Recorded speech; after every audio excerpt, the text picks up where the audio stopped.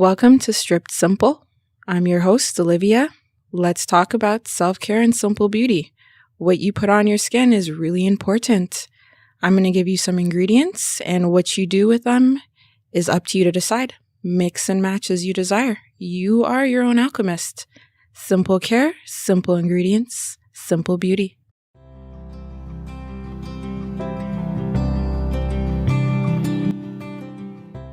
Stripped Simple, Epsom Salt. Now, I've been saying that all of these are my favorite, and I might be a little bit biased having put together this list, but Epsom Salt is truly special to my soul. I have a little bit with me.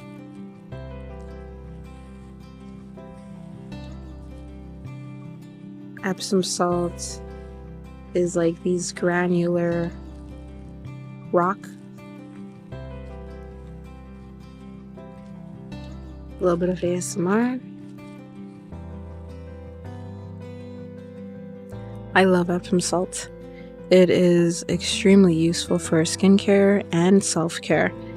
It is one of the self-care methods that was cultivated as a child by my mother. I played a lot of sports, did a lot of track and field, things like that, and when I would come home sore from athletics, my mom would tell me, get in a bath. I'll put in some Epsom salt for you. I'll run you an Epsom salt bath. And I would get in and I would feel much better. So this one is one of the ones that I was practicing before I even knew what self-care meant. So you use it, as I said, most commonly in baths. It is not a plant, but it does come from the earth. And where is it from? Can usually be harvested from dried out lake beds depending on their composition, but it can also be found in mines and in limestone caves. And Epsom salt is extremely useful. You can use it because it has magnesium. So because it has a lot of magnesium, that magnesium helps make it easier for you to relax and for you to detoxify. It is good for pain, for inflammation, things like arthritis. It's good for sleep, and it's good for your skin. Another thing that a magnesium will do if you take it orally is that it's a bit of a laxative, so it will make your digestion regular if you are not regular. Now, emotionally, Epsom salt helps you relax and calm down. And because of that, it can boost your happiness levels and help you balance your mood, making it really good for anxiety and stress. So it's more of a mood balancer, but it does have effects on your emotions. What can you make with it? Epsom salt, as I said, is very good for baths. If you use it by itself, it's still fantastic. If you want to amplify the effect of the bath, you can use it with an essential oil, or you can put herbs in if you want a tea bag bath. That's when you have a tea bag essentially that you make with herbs in it. If you want chamomile, for example, and lavender, if you wanted to sleep. I'm allergic to chamomile, so I wouldn't use it for myself. And that's also something to keep in mind if you are allergic. When you are using a plant or whenever you are using an oil, make sure that they are not related. I'm allergic to chamomile, so for example, me using helichrysanthem oil, or me using blue tansy, or even me using anything in that family means that there's a potential for an allergic reaction there as well. So just always check on that. Make sure that you're not going to be allergic to anything that you use, or that you know which family that plant is from, or that anybody that you give something to is not going to be allergic to anything that you've used. Just, stay safe, stay aware, try and make the experience as pleasant as possible for everyone so that they can keep on experiencing it. So another thing you can do though, if you know it is safe and you would like to, you can add aromatherapy to that bath and take that magnesium to the next level. That can be lavender oil in there, that can be orange oil in there if, for example, you wanted to go to sleep, maybe even both. Both of those are very good for sleep, for relaxing, for calming down. They're very sedative oils.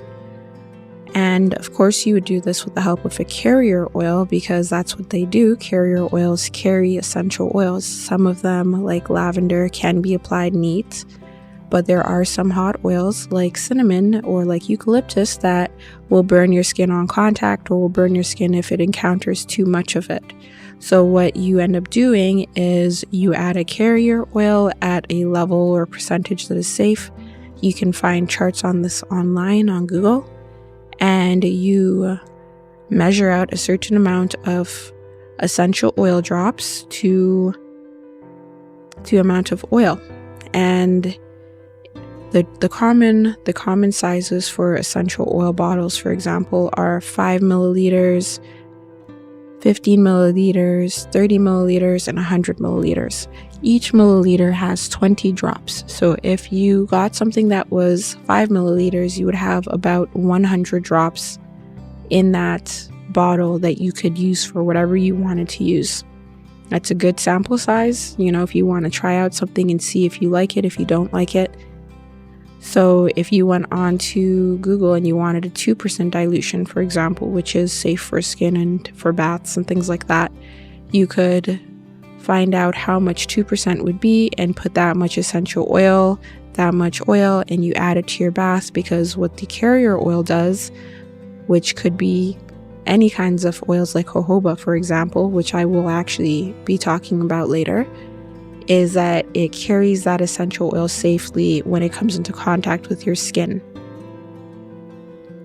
So you can use it for bath salts, you can use Epsom salt in bath bombs, you can use it in bath scrubs and other bath products.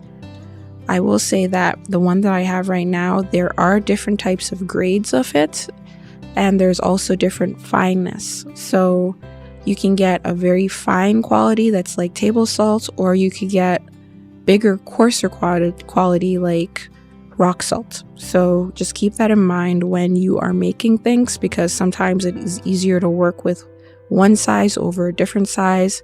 If you wanted to make a bath bomb, that's when you introduce baking soda and citric acid and a hardener, which can be like cornstarch or a clay, in addition to maybe some Epsom salt and a liquid, whether that is oil, witch hazel, isopropyl, water. You put it together into a shape that can be from a measuring cup, from a mold. You let that dry, and then you have bath bombs. You can also, scent those with essential oils also safely. And that will allow you to make your own bath products. You can do that with scrubs as well. Just oil and a certain grade of salt, and that would also help. Another really cool thing that I've had done is I've had a massage done with magnesium oil. And magnesium oil is not actually an oil. It is a liquid because it is water with magnesium, but it has the consistency of oil. So when you are trying to make creams and lotions that are particularly relaxing, that is a really interesting thing to add to them. One of the books that I have called Essential Glow has a body butter recipe in it that uses magnesium oil. And people do call it magnesium oil, but it is not actually an oil. But you can add it to creams, which is essentially what matters, and you can use it to relax sore muscles outside of a bath, which is also very useful. So how was Epsom salt discovered? Epsom salt was actually discovered by a guy named Henry Wicker in the 17th century, who lived in the town of Epsom, London, which is where it got its name. Because the town was called Epsom, it became Epsom salt.